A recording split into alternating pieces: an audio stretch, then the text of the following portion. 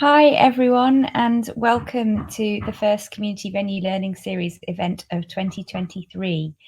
And this one is on the really hotly requested topic, how to seek funding and increase chances of success in applications. So big warm welcome to everyone, especially to, this has been our most popular one, so we've had over 100 people sign up for this event. So if you're here live on the call, please feel free to turn on your camera and give us a wave and say hi. We'd love to see your faces. Or if you'd like, you can also go into our chat, and it would be great if you just said your name, where you're from, your community venue, just so we can get to know you a little. And also just a big hello to all of the people who are who will be watching the recording, because we have quite a few people who download this afterwards as well. So hello, welcome. So today's topic is all on funding, and I'm really excited that we have two experts on this topic to talk to us today. So firstly, we're going to hear from Matthew Goldsworthy, who is who's going to tell us about how he goes about seeking funding for his youth arts organisation in New Zealand.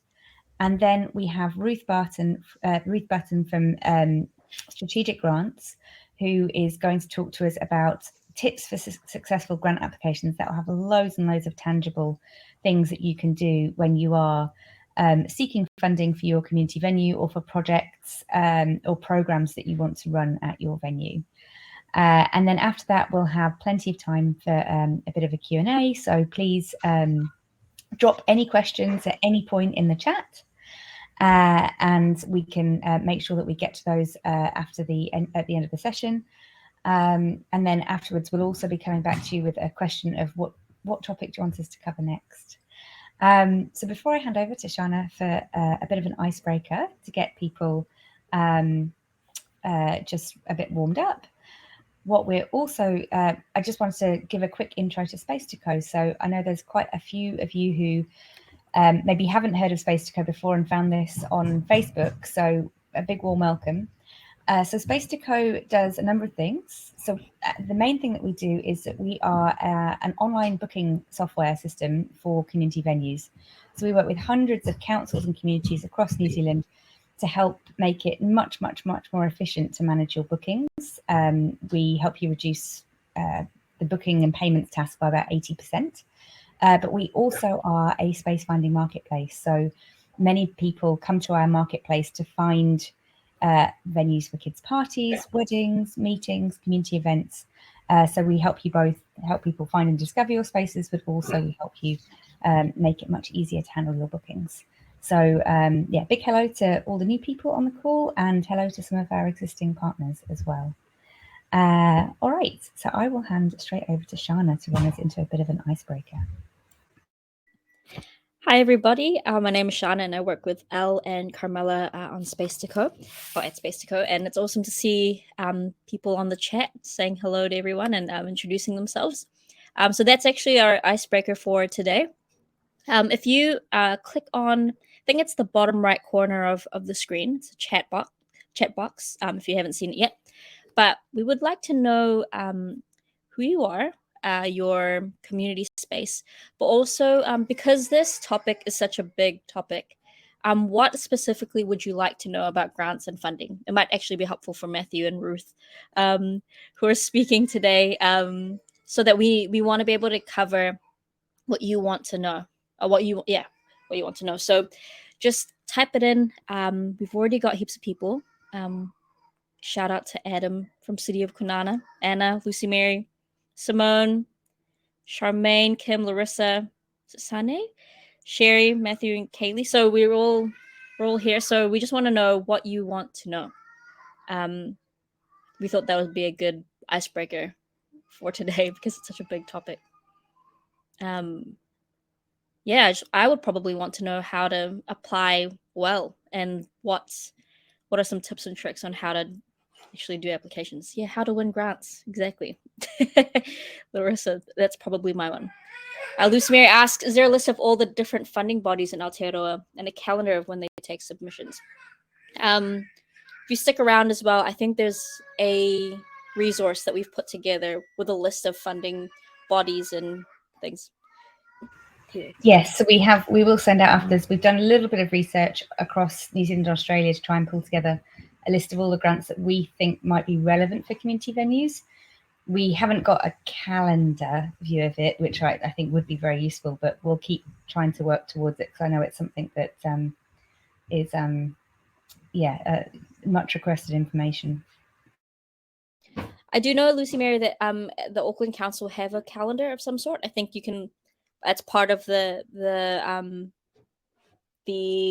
resource. So yeah, Auckland Council have like monthly, just funding stuff like that.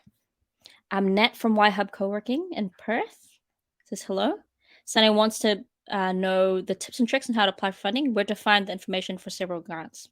So I think we all want to know very similar things. Hopefully Matthew and Ruth will let us know. I think they will anyway.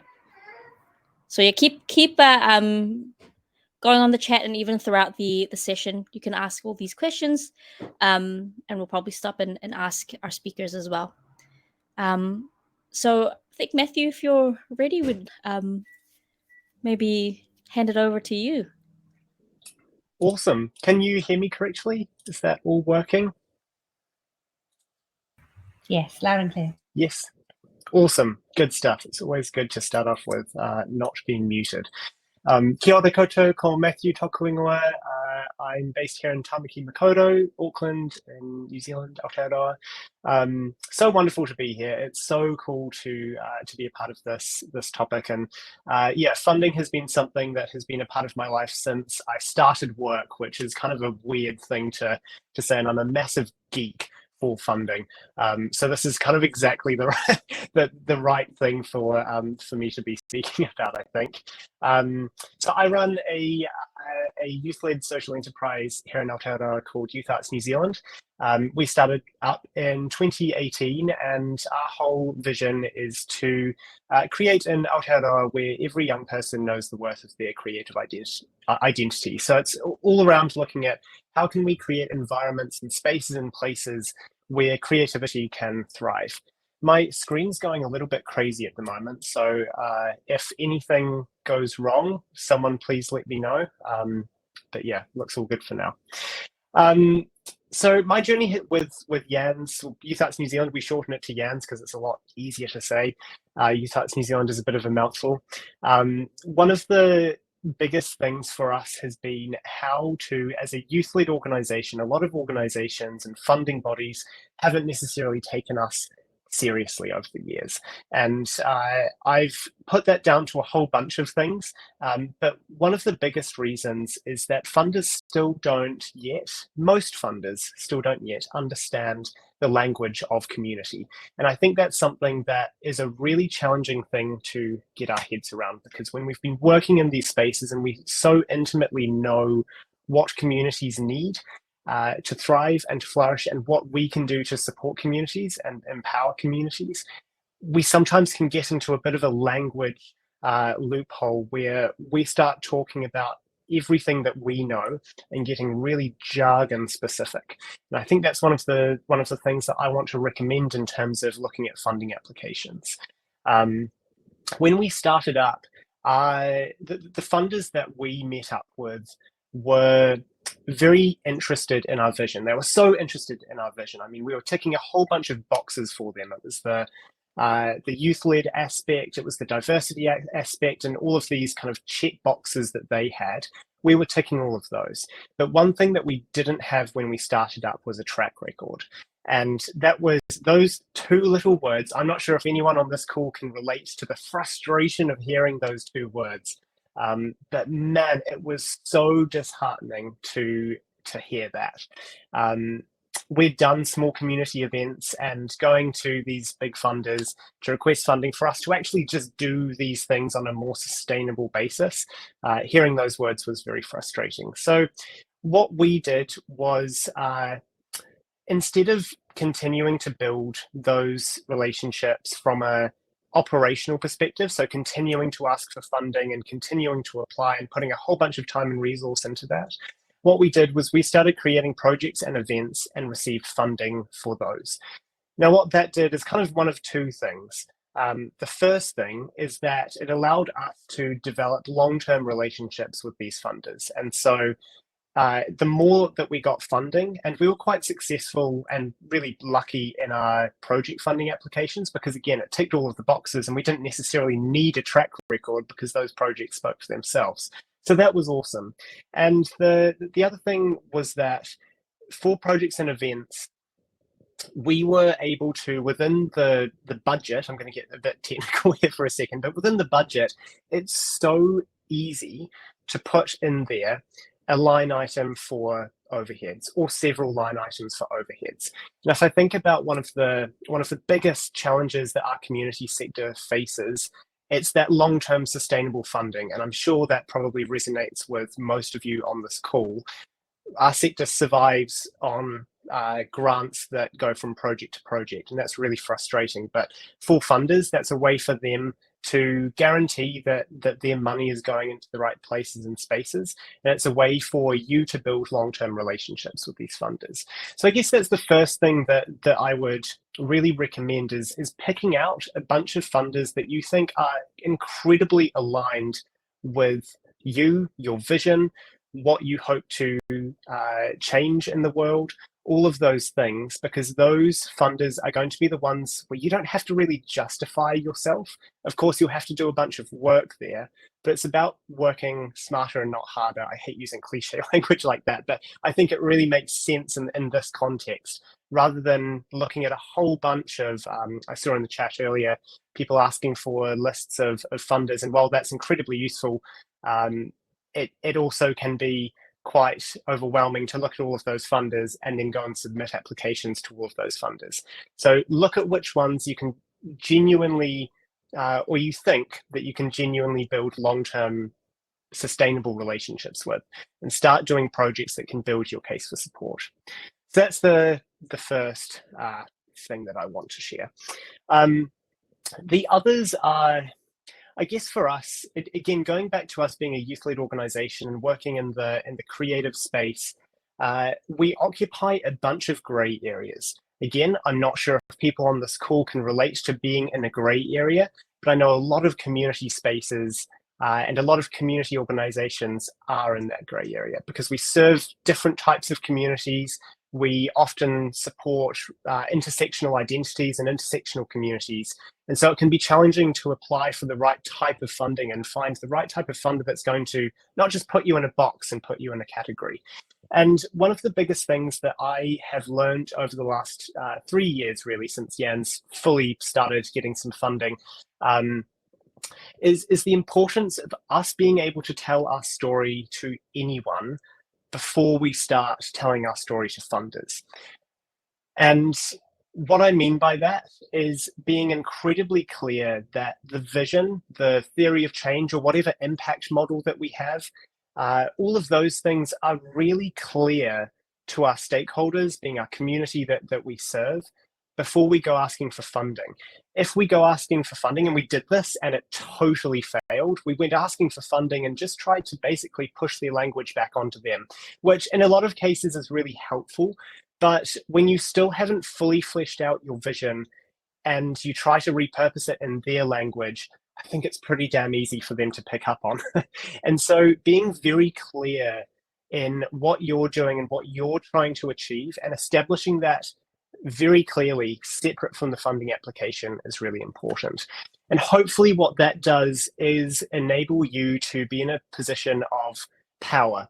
And so much in this funding dynamic, we are not seen as the people or the groups with the power.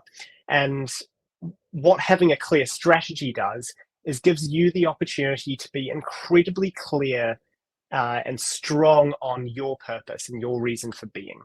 And then when you go and talk to funders and start building these relationships with funders, it's not about you with your hand out going, please, sir, can we have some more? It's actually about coming together and acknowledging the ecosystem that everyone sits within and figuring out how you can work together in partnership to achieve those outcomes. And when you are very clear and strong on your identity, your vision, and your purpose, that is so empowering and can lead to a much more healthy and sustainable relationship between you and a funder. I think the other thing that I want to, and please put through some questions. I can't look at the chat right now because my screen is a bit messed up, but I'll have a look just after I finish this next point, which is just around telling your story authentically. And I guess I've spoken a bit about this previously, but I really do believe in the importance of being really clear and really simple in the language that you're using. A lot of people with funding applications tend to fall into the trap of, again, pushing their language back to them, or the complete other side of the spectrum, which is being very jargon heavy with the very specific models that you work within. I think the ideal place is to bring the best of both worlds together, bringing their language in, and using your strategy and your theory of change or your impact metrics or guidelines, whatever you have, using that as kind of a base to then build on top of, right, we've got these three criteria that the funding application asks for, and overlaying that on top of your existing impact areas, and then figuring out how to wordsmith things, as opposed to going, let's go from a blank slate and look at the funding application and try and write things down so that we can try and clarify it ourselves, because that can get picked up very quickly from a funder. So yeah, be authentic with the story that you're telling. And I know that it is really difficult to figure out what language the funder will respond to. But ideally, if you've got a few funders, and I'm talking about more the kind of operational cost support here, if you've got a few funders that you really want to build long-term relationships with, if you can speak to them in a language that empowers them, i.e. uses their own language, as well as uses your own in a really simple way, then that just allows them to get it. And yeah, so often we're in a position of trying to prove ourselves and justify ourselves. And that is certainly a valid feeling. I have been there and I am there always. That being able to be really confident with the story that you are telling is just such a critical aspect to getting funding applications approved. I'm just having a look at the chat here. I might answer a few of these questions. Did you ask anyone to help you with your funding applications? And if so, who? E.g. people good at writing. Thanks so much, Shana, is it? One of the biggest supports that we've had in our journey is to have fund writing support. We put up an ad in a whole bunch of different volunteer sites.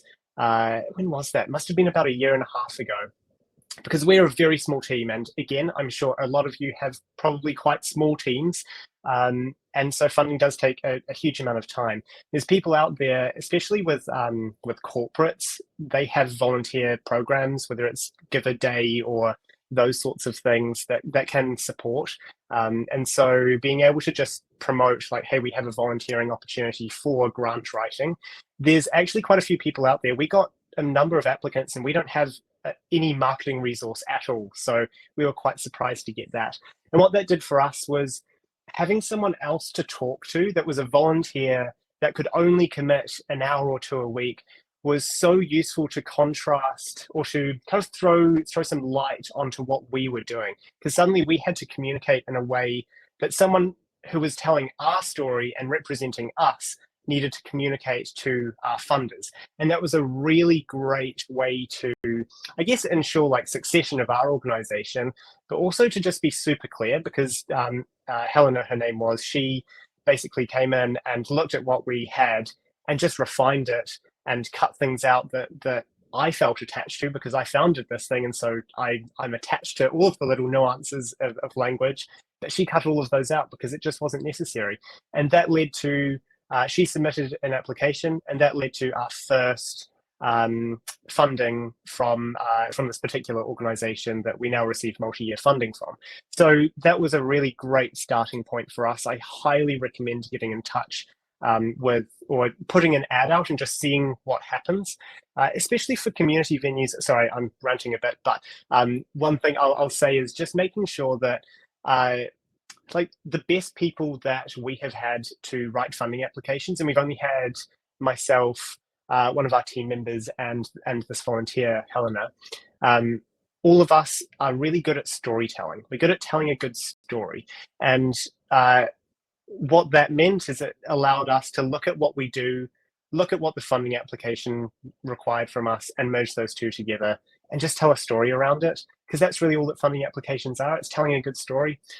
So find a good storyteller and put that in your job description, because often that will attract people who aren't normally attracted to something like grant writer.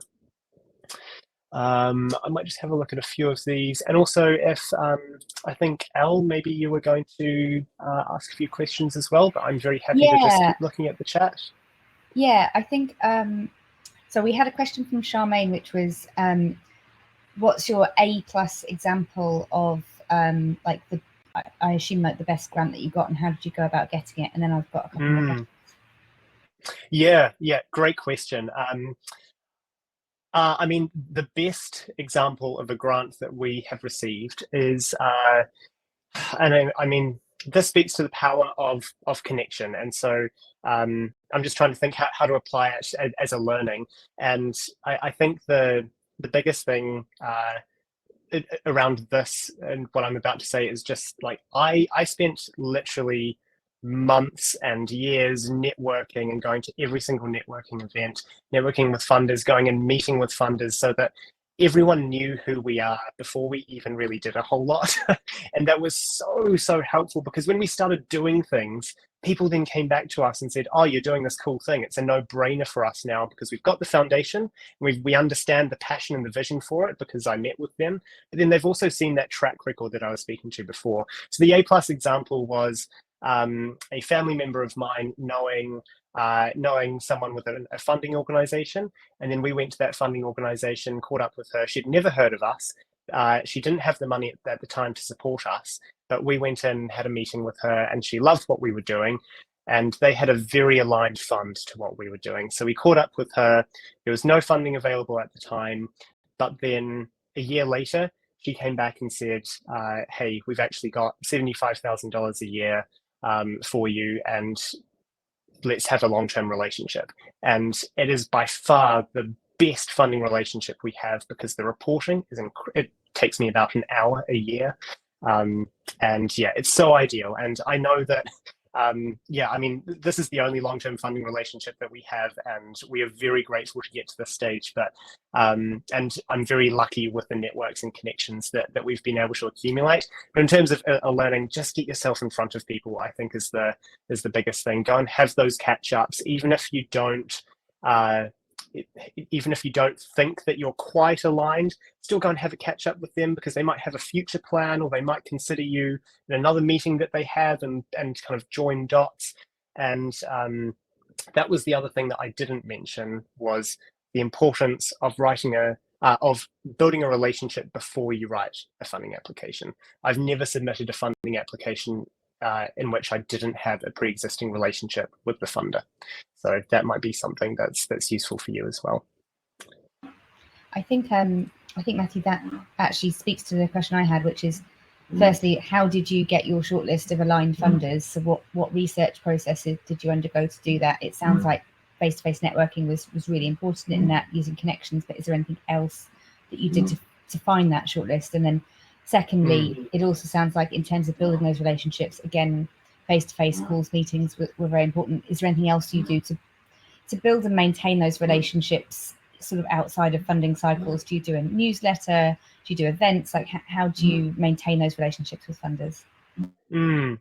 Great questions. What was the first one again? Sorry. How did you research and get to your shortlist? Yes, the shortlist. Yeah, awesome. One of the things that really helped with that was finding organizations that were aligned to us and seeing what funding they had been successful in, and just building a network of those organizations that shared similar values or programs or projects or impact areas, so that we could start to look into where are the funding sources coming from? And so I've got to this stage after 3 to 4 years of doing this, where I now have a really clear understanding of the ecosystem that we operate within, who's getting funding from where, what the different criteria are, why we wouldn't want to get funding from this area, why we really want to align ourselves to this area. So yeah, looking at other organizations, even when I went over to London and a few places in the UK a few years ago when I was just starting, I looked at what funders were funding those organizations, those youth arts organizations there, so that I could then draw a parallel back to here. And that led me on this journey of figuring out what bequests look like. So there was a whole bunch of things that came together from simply just looking at where other organizations got their funding from. And the second question was, oh my goodness, my brain is not. The second question was, sorry, I did ask you a very long question. The second question was around, once you found that network, how do you build and maintain a relationship with them inside and outside of funding cycles? It's a great question. I'm still working that one out, but one of the things that has been really good for us is just having a coffee catch up every few months or so, just to update on programs and things like that. We're very lucky in the one long-term funding relationship that we have at the moment. We're very lucky that they are just so totally trusting of us, and so they're very hands-off. They don't get in touch with us unless we get in touch with them and request a catch up or something. And once we do, when even with the past cyclone here in Aotearoa, they reached out and said, hey, does anyone want some support? So again, it's just because they're so aligned to us and what we're doing. Yeah, I think newsletters and social media, all of those things are really important. Acknowledging your funders in multiple different places is also really useful, and using the network that you have. Like, funders love to show off what things they're funding. It's like I don't know, the parallel I have, I guess, is like an investment company. They want to show off all of the awesome all of the awesome companies that they've invested in. It's exactly the same with a funder, except from a social perspective. And so the more opportunities you can give them, if you're tagging them in comments and stories and posts on social media, if you're doing a newsletter, if you're mentioning them on your website, if you sit down and have a coffee meeting with them and take a photo and put that on the story or something, it's all of those things, because funders urgently need to be more human, and they all recognize that. And so if you can allow them to tap into that humanity, then yeah, that's a really compelling thing. Cool. I've got 2 more questions, and then we'll hand over to Ruth. So my first question is, you mentioned an impact model and how important that had been in helping you communicate, how you were going to create impact for your mission with the funds. How did you go about creating that impact model? And can you just speak a little bit more on that subject? Because that was something I hadn't necessarily heard of. Yeah, absolutely. I mean, for us being a registered charity and a social enterprise, so charity being our legal structure, social enterprise being our business model, they both require us to have a really strong understanding of our impact. But what we did a few years ago was, and again, this isn't, there's no right or wrong way to do these things, and we've definitely just learned all of these things just as we have gone along on this weird, wild journey. But we set out a few years ago. We sat down and looked at all of the programs and things that we did and the things that we want to do. And from each of those, we looked at the impact that we were trying to, or that we did create for the young people that we worked with. And out of all of those came 3 big areas, which were mental health, paid employment opportunities, and equity and diversity. And those 3 things then have guided a lot of our work to this date. And now we're going through and kind of repurposing those, because the last 3 years, as I mentioned, has been a bit of a wild goose chase around a whole bunch of places. So now we're finally sitting down and doing a bit of a bigger evaluation piece and moving forward. One of the impact models that we kind of have done loosely but not formally is a theory of change model. I'm not sure if anyone has heard of that, but that is really useful in terms of understanding what your long-term vision is, and then what the short-term, medium-term, and long-term outcomes are, and actually achieving that. And what that does is creates a whole bunch of clarity for you and also your funders around the impact that you're trying to create. It's like, cool, you do this activity, let's say it's a poetry event, and then your short-term outcome, your medium-term outcome, and your long-term outcome, all of those things align to the vision that you ultimately have. And so it enables funders to tap into a whole bunch of different opportunities. It enables them to tap into the short-term impact. So what you're actually doing for the local community in this year's budget, what are you actually doing that I can send to my boss or council management or whoever and say, we've done a good job. But then also, what are you doing in terms of the heart stuff, which really is that long-term, we want to create better self-expression opportunities amongst this community, which has been traditionally and systemically ignored. And then you can start to see how all of your activities flow together into a beautiful story. And that story is the one that you can then use to pitch to funders.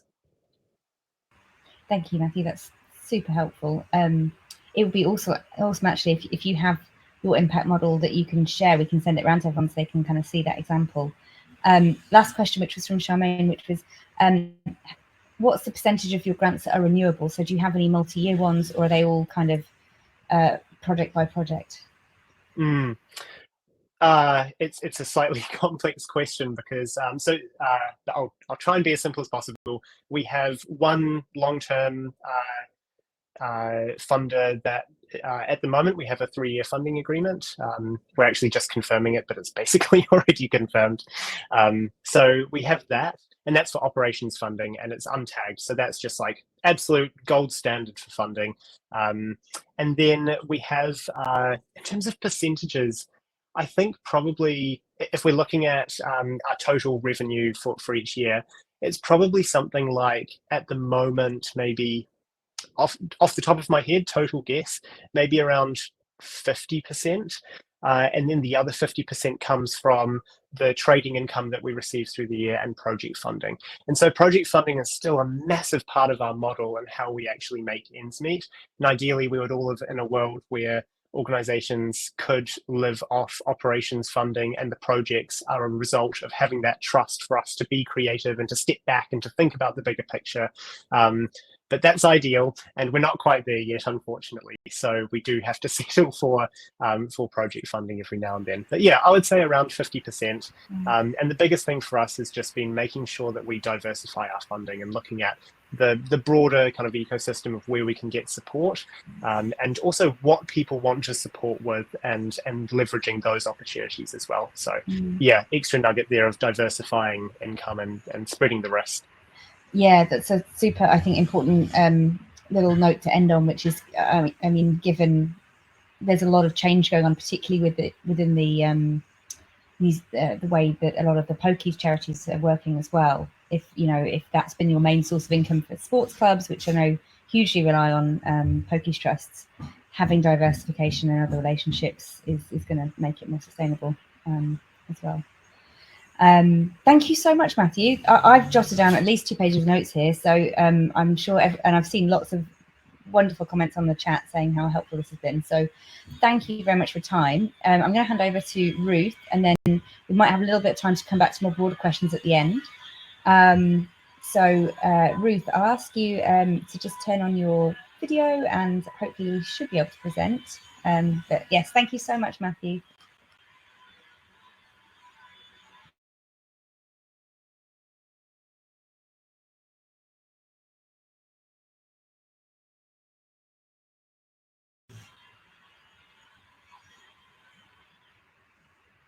And Ruth, I think you should be on the call, but if you turn on your microphone and camera, which is on the bottom of the panel, that should allow you to, it'll ask you to participate, and then you should be able to pop online.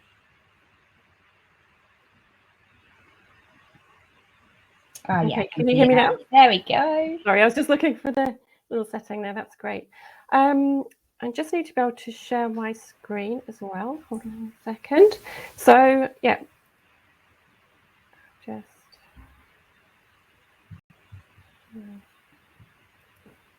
sharing. There. While Ruth's sharing, I'll just say a big thank you to Ruth for joining us. So I met Ruth and her organisation at Green Pavlover over a couple of years ago, and we instantly connected over this kind of shared topic of community venues and how important grant funding is for them. So when we knew we were presenting on this topic, she was the first person that came to mind to really help understand, help organisations understand how they can really maximise their success. So thanks very much, Ruth. And yeah, we can see your screen, and I'll hand over to you. Okay. Well, good to be here, and thanks for joining us. I'm also in Tamakimakoro in Auckland, and I see that one of my local community organisations in Parnell is here, just up the road. So good to see that. Yeah, so really just here to give you a few tips about grant seeking and some tips for grant success to help you, because I know it's quite a minefield out there and it's very competitive as well. So yeah, just first of all, a little bit about strategic grants. So we've been working with for-purpose charities and organisations in Australia and New Zealand. In Australia since 2019 and in New Zealand here since 2014. So we basically help community organisations to build their capacity, to have successful grant strategies, to develop their grant strategies, to increase their success with grants as well. So that's pretty much us.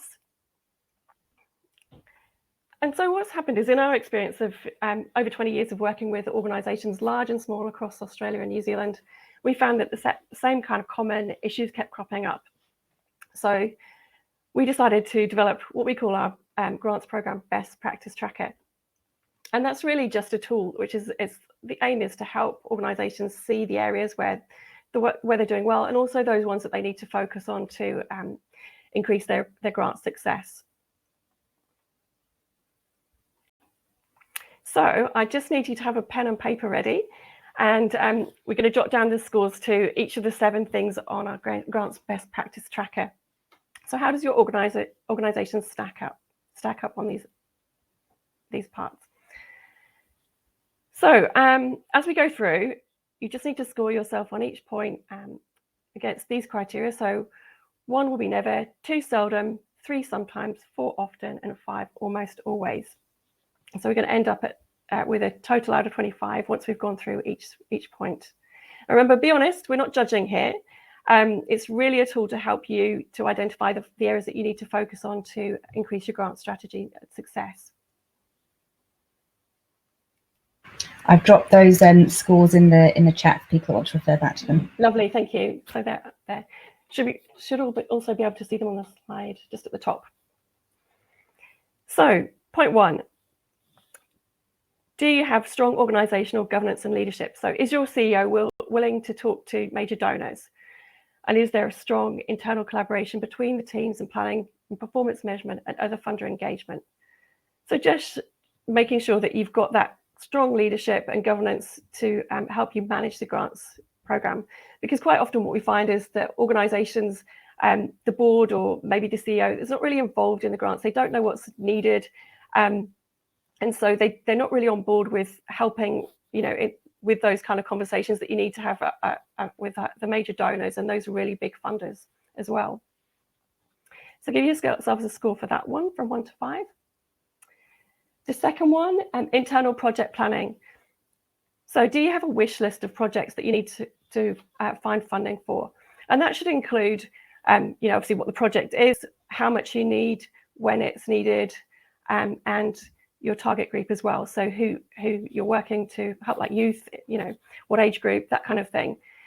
So make sure that you've got all that information on there so that when you go to look for your projects, for your prospects, for your funding, for the funders, that you've got that information to hand. It's just going to save you a lot of time. And for each of those projects on your wish list, you need to have a project plan that's completed, that has all the information about your project. So again, that you're ready to go ahead with a funding application when you see those deadlines. So do you have those? Or are you constantly scrabbling around the last minute to write a project plan as you're writing the application? So that's not how you want to be. So number 3, key messages. And this is going back also to what Matthew said about having those sort of strong key messages and vision and mission for your organization, so that you know clearly what you're doing before you go to the funder and that you can articulate that. So basically, key messages will be about your point of difference and all the organizational information that funders typically require And it's good to have like your vision, mission, purpose, and a short description, say 50 words or 100 words that you can put into an application as well. Also has in there board member details, volunteers and staff numbers, and some details about your legal status. So for example, New Zealand, charities registration, IRD donee status, and for Australia, your ABN and DGR status. So yeah, that's an internal key messages document that all staff can access, and you should update that quarterly. And you also need to ensure that this messaging is consistent across all your media, so your website, social media, annual report, strategic plan, etc., so that they're all saying the same message, because funders do look at your websites and they do look at social media as well, and they don't want to be saying that things that you write in your application aren't the same on those sites as well. So score yourselves on those 3 points and we'll move on to the next. So number 4, prospect identification and prospect matching. So coming on to looking for the right funders to fund your projects. Do you have an efficient method and process for identifying the upcoming grant deadlines? We talked about this a little bit earlier about a grants list. So I'll give you some more information on that in a little bit. It just allows you obviously to plan ahead, so you're able to submit your application on time well ahead of the deadline. So do you have that? Number 5, do you have strong donor communications for your funding applications? Do you have the writing experience and skills internally to prepare a strong grant application that's clear and concise and can provide really strong evidence of need for your project and leave no questions unanswered in the funder's mind? And do you have the evidence of need? So like local needs data, it could be statistics, local statistics, or it could be based on your previous projects to provide that rationale for the need for the project. And do you make sure that your budgets are accurate and based on real costs and quotes and not made up and not thrown together at the last minute? So give yourselves a score 1 to 5 on that one. Just give you a minute to do that. And moving on to number 6, funding success and reporting your outcomes. Do you deliver all your funding reports for funding you received on time? And do you actually make sure that you put in your reports as well? I know some organisations, don't actually submit them, and then they can't go back for funding. So, yeah, you need to make sure that all your application accountabilities are submitted on time. And do you call the funder to say thank you? So it's all part of that relationship piece that Matthew was talking about earlier, about making sure that you're staying connected with the funder and building those relationships. So number 7, donor and funder engagement and stewardship. Again, relationship building. Do you spend time building relationships with funders prior to applying for your grants? Do you provide robust outcomes reports to exceed their expectations? And does the grants manager or whoever in your organisation is responsible for getting the grants, do they nurture and grow those relationships? And this also involves, like as Matthew was saying, about going and talking to them for a coffee catch up and talking about how the project's going. It's just about really keeping them updated with successes and even also the challenges of your project along the way, so that they know what's happening and there are no surprises at the end, when you submit your accountability. And also, if you can, invite the funder to site visits where appropriate, just to come and see that the work that you're doing.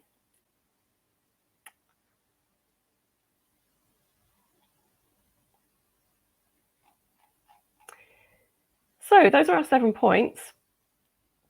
How did you score? Now we're going to do a little poll here. I don't know, Elle, if you can you run the poll? Sorry, yes, if you, it should be live now. So if people should be able to see poll in the bottom right-hand corner of their screen, and it should say what was your best practice score, and you can submit your vote. Hopefully people can see that. Yes, I can see people are voting. So you see the results coming through. It's live, yeah. Great. I think I should be able to. I think you can just click on the little eye thing on the poll to see the results. So at the moment it's pretty evens. Most people scoring. Yeah, it's changing as people are adding theirs in. So I'll hold off on. Just give them a sec for now. Yeah.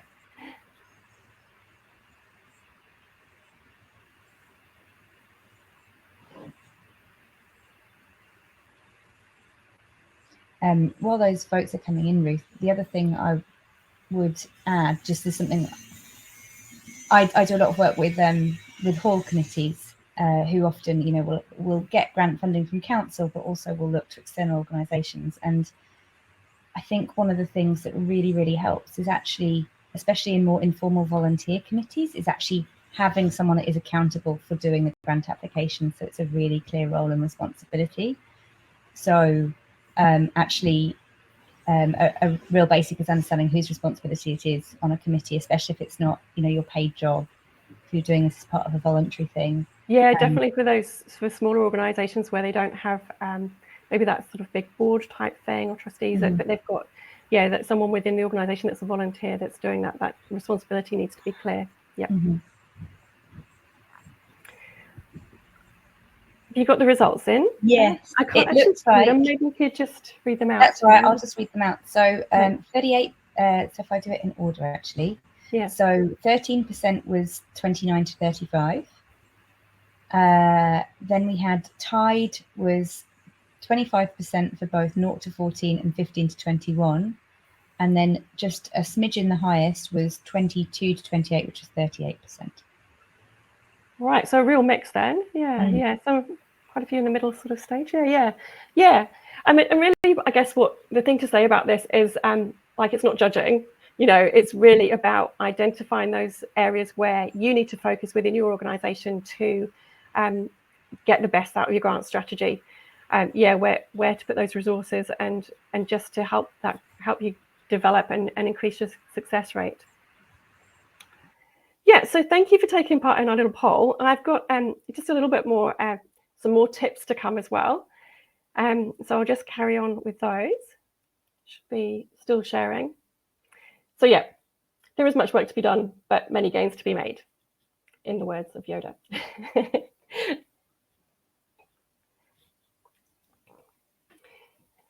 Yeah, so just looking at the basics. So to summarize, things that we recommend that you have in place to increase the success of your grant strategy. Make sure you've got those key messages.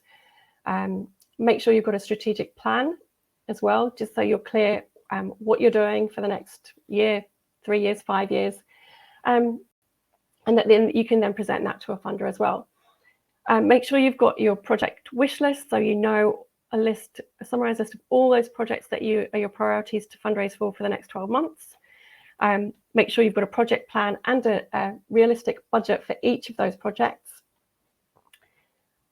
Make sure that you've got a monitoring and evaluation plan. And that's something that often we see is organizations are trying to sort of tag that on at the end. They haven't really thought about it in the planning stage, which is where it should be, about how they're going to show the outcomes and what methods they're going to use, who's going to do it, those kind of things. It's really important to have that built in at the planning stage as well.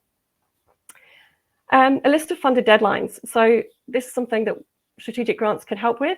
We do have a database of customized grant calendar called Gem Portal, and I'll show you the link to how to find out a bit more about that a bit later. I've got another slide on that one that you can look at. Also, as we've already talked about, building relationships with funders is really, really important. We recommend as well, don't go in cold with just the application. Talk to the funder first. It's really important because sometimes, you know, just from calling them before you do your application, you can find out so much more than you might from an email. You know, you can, as long as you've gone in first and looked at the funder's website, you've done that basic research, so you're not wasting their time. You can go to them and then, you know, have a quick conversation about the project and the application you're hoping to submit. Just kind of suss out their interest as well. And then from that, they might say, now's not the right time, but, you know, maybe the next funding round it might be, or actually at this point, the funder, the trustees are interested in something slightly different. So it could be that they advise you not to apply this time, but it may not be what you want to hear, but it's going to save you a lot of time and the funder a lot of time not submitting an application that is likely to be unsuccessful. So yeah, always phone the funder if you can. You need someone to write strong applications, and that could be someone within in your organisation if you've got that resource, or as Matthew was saying as well, like they went out to volunteers as well to find someone that could help. And sometimes it is just as simple as you've got your basic information about your organization and your project, but you need a fresh pair of eyes as well to edit, and someone who's a good writer that can do that, to edit and make sure that it's clear to someone from outside your organization so that the funder can understand it easily. You need a database to record applications and grants history. So that's sort of a really basic thing that as people change in organizations, staff and volunteers come and go, you need to have a record of your grants history, to know what you've applied for, when you applied, how much you got, or even if it's been unsuccessful, you need to know that too. Also, the point on successful applications and keeping those records is making sure that you know when your accountabilities are due and that you submit those accountability reports and acquittals on time. And outcomes and accountability reporting, just a note on that. Quite often people get confused about outcomes and outputs. So outputs is really about the sort of quantifiable things like the number of workshops you've delivered and the number of people attending those workshops. And so that's the outputs. And the outcomes is about the benefits to those people. So would it be increased confidence through attending the workshop, increased well-being, for example, those kind of benefits to the people. So really you're trying with those outcomes to focus on the benefits to the people rather than to your organization, because that's what funders want to see. And so application top tips. Quite often people come to us and they ask about application writing top tips. And the reason we do that kind of best practice tracker piece of work is because what we recommend is that kind of the application writing is only 20% of the process, and the other 80% is really about that preparation of all those elements of the best practice tracker that we talked about before, to make sure that you're grant ready before you actually apply. But having said that, as people do ask about application writing tips, I put a few together for you. So top tips: read the guidelines. Nothing's more likely to end up in the bin than something that doesn't meet the guidelines. And it seems really basic, but funders that we talk to, some of them say that up to 25% of the applications they receive don't actually meet their criteria. So they're going to go straight into the bin and be unsuccessful. So really don't waste your time and don't waste their time either. As well as checking the criteria of what they do fund, really be careful and check the exclusions. It's very important because, you could have a project that looks like it fits based on the kind of mission and vision of the organization, your organization and the funder's vision and mission. But when you look at the exclusions and things, you might find, oh, well, they do fund the type of work that we do, but they don't fund salaries or equipment, and that's what we need. So yeah, it's finding out those really important bits of information of what they don't fund as well as what they do. Prepare early, so make sure you get all your information together well ahead of the deadline. So that's where you need to have that funding list of grants ready so that you're planning ahead.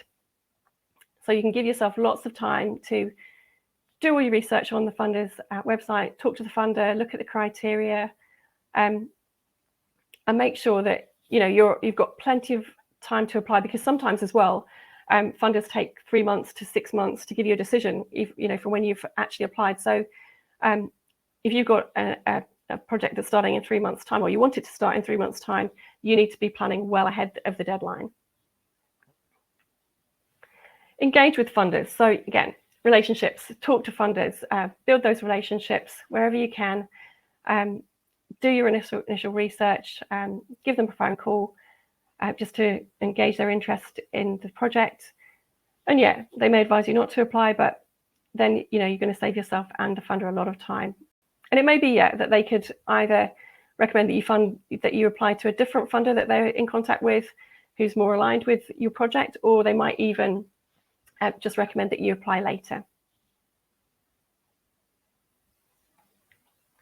Also, keeping them up to date with those, as we talked about earlier, keeping the funders up to date with progress along the way, coffee catch-ups, and making sure that they're aware if there are any challenges along the way, the project's not panning out as you thought it might do, then just keeping them up to date with that and letting them know. And it's better to do it early, and then rather than at the end of the funding period then going to them going, oh, we'd like to request a variation or an extension, and they'll go, why didn't you talk to us about this earlier? So try and let them know as soon as possible if things aren't going to plan, because quite often they don't want to give the money back. They want to help you keep it, and they'll want to try, if they can, to find a way to work around that with you.